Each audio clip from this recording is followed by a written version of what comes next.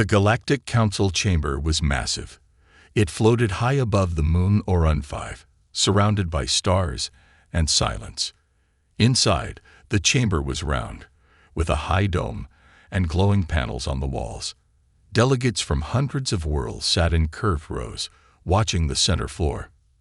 Commander Alina Rose stood at Earth's seat. She wore a plain navy suit with a silver pin, the Earth symbol. Her dark hair was tied back. Her face was calm, but her eyes were sharp. She had spent 10 years dealing with the Council, and she had seen the same pattern over and over. Promises, pressure, and control. High Speaker Velner Zath stood at the center.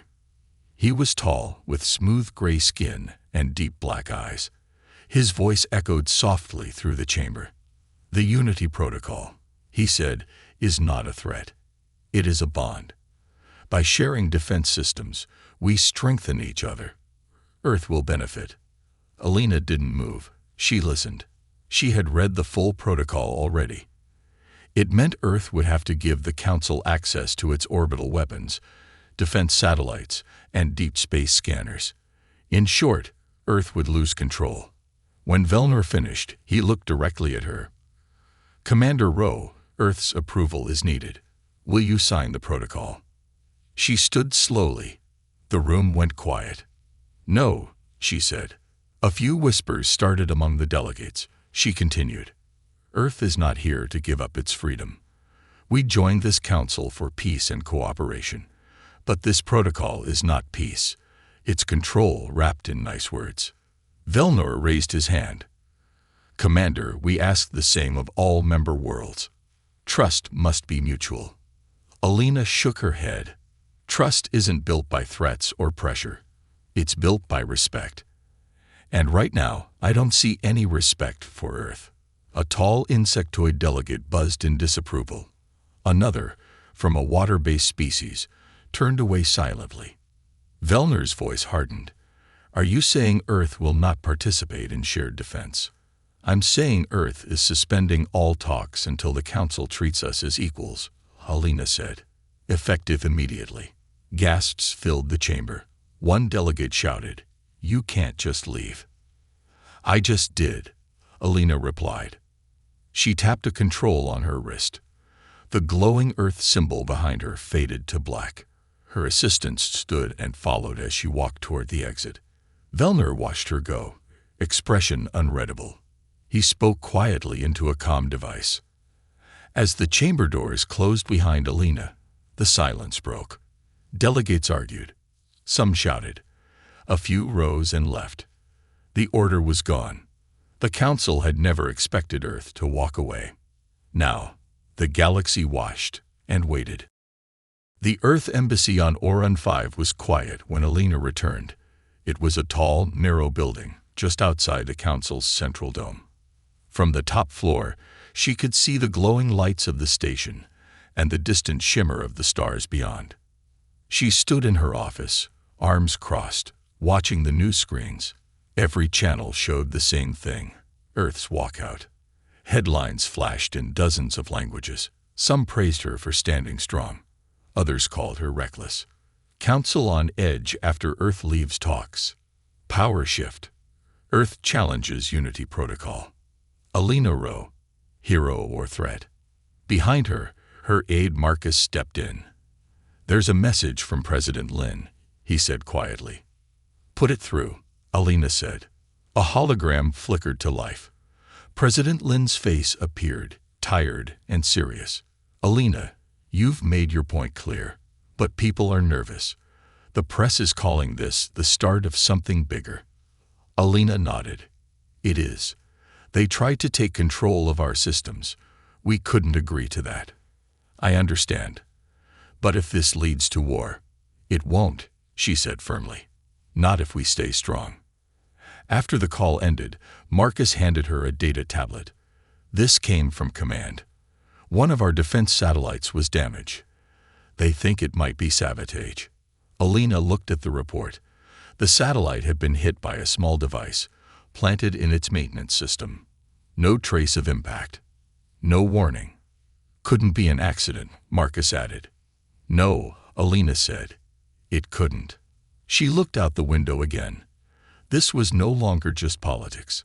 Someone wanted to send a message, or maybe start a fight.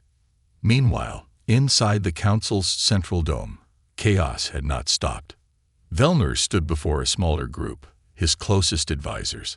Holograms of different council members blinked in and out. Reports flew across screens. "The situation is unstable," his aide said. "Several member worlds are questioning the Unity Protocol." "Let them question," Vellner replied. "Earth will come back. They always come back when they feel alone." "But what if they don't?" Vellner didn't answer right away. He walked to the wide window and stared out at the stars.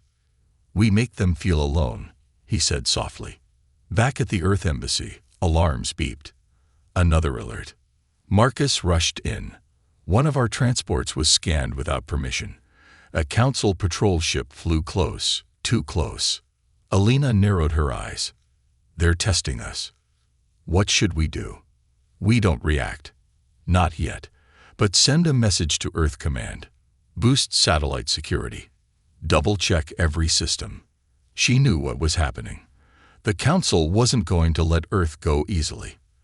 They would push, they would provoke. And they were not alone.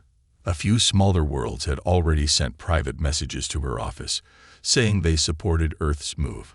Some were tired of the Council too, but afraid to speak out.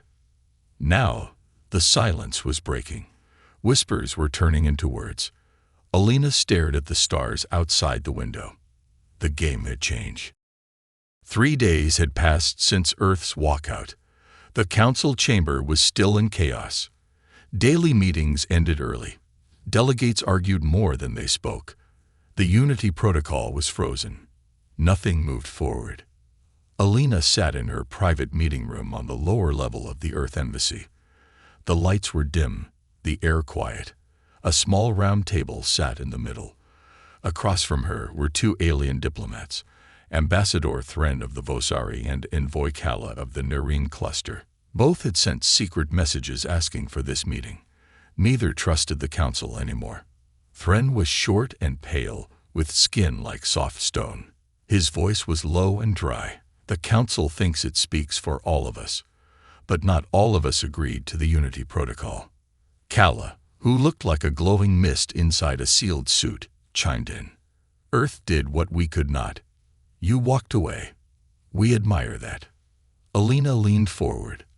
"Admiration is nice, but if you're not ready to take action, nothing changes." Thren tapped his fingers on the table. "We are ready to talk. Just not openly." "Not yet." Kala added, "The Council watches us closely. Even our thoughts are monitored. But if we move together, they can't stop all of us." Alina nodded. "Then maybe it's time for something new. A real alliance, built on choice, not pressure." They said nothing for a moment. Then Thren gave a slow nod. "We'll speak again soon. In secret. Be careful, Commander." Later that evening, Alina returned to her office. The station outside looked peaceful, but she knew better now. Trust was gone. Fear was growing. And somewhere, someone wanted Earth to break. A message pinged her screen. It was encrypted, Earth military channel only. She opened it. "Topi priority boy. Unknown interference detected in deep space sensor array. Data breach confirmed. Suspected foreign tampering. Security risk high." Alina sat still for a moment. The sabotage was spreading. She called Marcus in. "I need a full systems check. Quietly. Don't tell the Council. Don't even tell the staff unless they need to know." Marcus nodded and left. Alina leaned back in her chair. 1 attack was a message.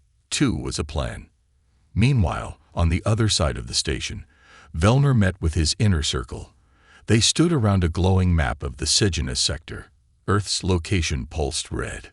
"They're building support," one advisor said. "Some of the smaller worlds are sending messages to Alina." Vellner frowned. "Fools. They think Earth can protect them. They think Earth won't control them." Vellner turned sharply. "They don't understand what's at stake. If Earth forms a new alliance, The council breaks apart. Another aide stepped forward. Should we act? Quietly. Velmer paused. Yes, but not with weapons. Not yet. We make them afraid. Afraid to be alone. He smiled coldly. Fear is the best leash. Back at the Earth Embassy, Alina reviewed the latest reports. Small council ships were circling Earth transports again. Communications were slower. Messages were being delayed or lost. It was quiet warfare. No open attacks. Just pressure. Just fear. She stared at a blank screen for a long time. Then she opened a private channel. Send a secure message to Vozari and Narration representatives. Request second meeting. Include early alliance draft. Her voice was calm, but her heart beat fast. If the council wanted to test Earth, they were about to get a real answer. A week later, a formal message arrived from the Galactic Council. It was signed by High Speaker Velner himself. To Commander Alina Rowe, you are invited to a final peace summit to discuss Earth's concerns. Your presence is requested at Council Dome, Orun 5. Together, we can restore unity. Alina read it twice. She didn't trust it. Marcus stood nearby, arms folded. It's a trap, he said flatly. Alina agreed. But walking away again would make Earth look weak or afraid. If we don't go, she said, they'll say we're done talking. If we do go, at least we control the story. She tapped the screen. I'll attend, but we bring full security, full surveillance, and a live transmission back to Earth. The council dome was brighter than usual. Its polished floors gleamed. Every flag from every member world was on display, even Earth's. Delegates filled their seats. Cameras floated overhead, recording every second. Alina walked in wearing a simple gray suit with the Earth pin on her chest. Her back was straight. Her face showed no fear. Velner stood at the center, smiling warmly. Commander Rowe, thank you for returning. Peace is still possible. I'm here to listen, Alina said, and to speak. Velmer turned to the chamber. Let us begin. A tall hologram lit up in the air above them. It showed the revised Unity protocol, slightly changed from the last version, but not enough. The new version still gave the Council control over member defense systems. It simply changed the wording, more polite, less direct. But the goal was the same. This is not peace, Alina said clearly. It's control, dressed in softer words. Velner frowned. We offered adjustments. You adjusted the language, not the power. Murmurs filled the chamber. Some nodded quietly. Others shifted uncomfortably. Velner raised his hand. Commander, you speak boldly. But do you bring proof? Claims are easy. Evidence is harder. Alina reached into her coat and pulled out a small silver disc. She placed it on the table. A 3D hologram sprang to life. It showed satellite footage, a council ship, clearly marked, approaching and tampering with one of Earth's sensor platforms. Another clip showed a digital breach traced to a server inside the Council's communication network. Gasps filled the room. You sabotaged our systems, Alina said. You tried to scare us. You wanted to make us desperate, so we would crawl back to the Council and accept your terms. Velner's smile vanished. One of the delegates from the Vozari stood up. Is this true, High Speaker? Velner didn't answer. More delegates stood. Some demanded an investigation. Others shouted. A few walked out, speaking in angry tones. The chamber fell into chaos. The council, once quiet and controlled, was now breaking apart. Alina stepped back from the center floor. She looked around the room. Her message was clear. She had spoken the truth, and truth had power. Later, in a private room, Alina sat alone. The summit had ended with no agreement, no vote, just silence and disorder. Marcus entered. We're receiving messages, support, praise. Some delegates want to meet with you privately. Alina nodded. It's starting. The shift. They don't trust the council anymore. And Velmer? Marcus asked. He's still dangerous, Alina said. But not in the open. Not after today. She looked out the window at the stars. The trap had failed. Now something new was beginning. The council dome was no longer the heart of peace. It was now a place of shouting, finger-pointing, and quiet exits. After the summit, many delegates refused to return. They held private talks in back rooms, spoke in low voices, and watched Velner with suspicion. Commander Alina Rose stayed in the Earth Embassy. She worked around the clock, replying to messages from other worlds. Some offered support. Some asked for guidance. All of them wanted change. Inside her office, Marcus placed a data pad on the table.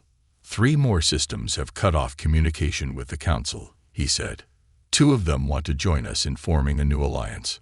Alina scrolled through the messages. They're ready, she said. They just needed someone to take the first step. Marcus hesitated. Are we ready? Alina looked up. Her voice was steady. We don't need to be perfect. We just need to be honest. Meanwhile, in the dark halls of the council tower, Velner sat alone. His advisors were gone. The chamber lights were dim. Reports blinked on his screen. Resignations, departures, failed votes. He had lost control. They don't see the danger, he muttered. They think Earth is their savior. He opened a secure line to an old contact. A shadowy figure appeared on screen. Are the operations ready? Velner asked. The figure nodded. Yes. 1 strike. Quiet. It will shake their faith. Then do it. Hours later, alarms blared through the Earth Embassy. Marcus rushed in. Sirens just went off in the Vosari sector. There's been an explosion. Their embassy is gone. Alina stood quickly. Casualties. Dozens, he said. The council says it was an accident, but the Vosari don't believe it. Alina's face tightened. That wasn't an accident. That was a warning. She turned to her console. Get me a channel to every ally who's reached out. This ends now. Within a day, a new meeting was called, not by the council, but by Earth. It was held in a private chamber inside the Earth Embassy. Delegates from Vosari, Narration, Talari, and 7 other systems sat around a simple table. There were no cameras, no speeches, only truth. Alina stood at the head of the table. We are here, she said, because we are done being told what to do. The council failed. It used fear. It used control. But we can build something better, together. The room was quiet. Then one by one, heads nodded. Kala of the Narine spoke first. We stand with Earth. Others followed. It had begun. A new alliance. Small, but strong. Built on respect, not power. Back in the council tower, Velner received the news. They'd formed their own block, an aide said.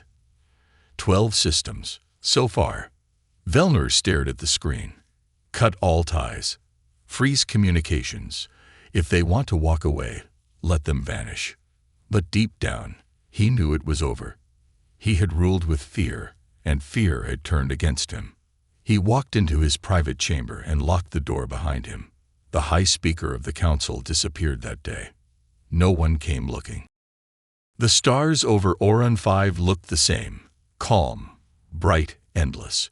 But everything below them had changed. Inside the Earth Embassy, the main hall was alive with movement. Flags from 12 systems hung side by side. Representatives greeted one another with nods and handshakes. For the first time in years, there was no fear in the air, only purpose. Commander Alina Rose stood at the center of the room. She wore a simple black jacket with Earth's symbol on her chest. No medals, no title, just presence. A new table had been built. Round. No single head. No throne. Alina looked at the delegates seated around it. Vosari, Narine, Talari, and many others. These were worlds that once sat silently in the shadow of the council. Now, they were speaking. This is the first meeting of the Coalition for Free Worlds, Alina said clearly. We are not here to control. We are here to cooperate. She paused and looked around the room. No member will be forced to give up their defenses, their voice, or their values. We will share technology, protect one another, and work toward peace, but only through choice. The delegates nodded. Some smiled. Others simply listened. But all of them felt something new. Hope.